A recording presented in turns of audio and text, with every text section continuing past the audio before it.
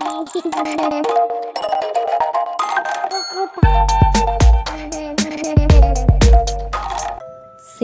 chào, xin chào, xin chào.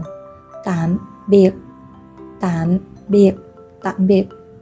Cảm ơn, cảm ơn, cảm ơn. Xin lỗi, xin lỗi, xin lỗi. Không có gì, không có gì, không có gì. Bạn có khỏe không? Bạn có khỏe không? Bạn có khỏe không? Bạn tên là gì? Bạn tên là gì? Bạn tên là gì? Tôi tên là. Tôi tên là. Tôi tên là. Bạn đến từ đâu? Bạn đến từ đâu? Bạn đến từ đâu? Tôi đến từ. Tôi đến từ. Tôi đến từ. Tôi không hiểu. Tôi không hiểu. Tôi không hiểu.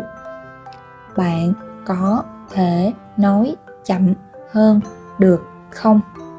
Bạn có thể nói chậm hơn được không? Bạn có thể nói chậm hơn được không? Bạn nói tiếng Anh được không? Bạn nói tiếng Anh được không? Bạn nói tiếng Anh được không? Tôi muốn mua cái này.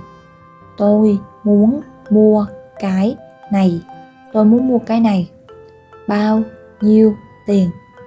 Bao nhiêu tiền? Bao nhiêu tiền? Bạn có thể giúp tôi được không?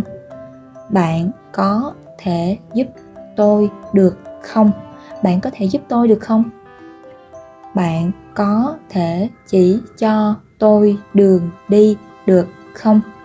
Bạn có thể chỉ cho tôi đường đi được không? Bạn có thể chỉ cho tôi đường đi được không? Bạn có thể cho tôi xem menu được không? Bạn có thể cho tôi xem menu được không? Bạn có thể cho tôi xem menu được không? Chúc mừng sinh nhật. Chúc mừng sinh nhật. Chúc mừng sinh nhật. Tôi yêu bạn. Tôi yêu bạn. Tôi yêu bạn. Tôi rất vui khi gặp bạn. Tôi rất vui khi gặp bạn. Tôi rất vui khi gặp bạn. Hẹn gặp lại. Hẹn gặp lại. Hẹn gặp lại.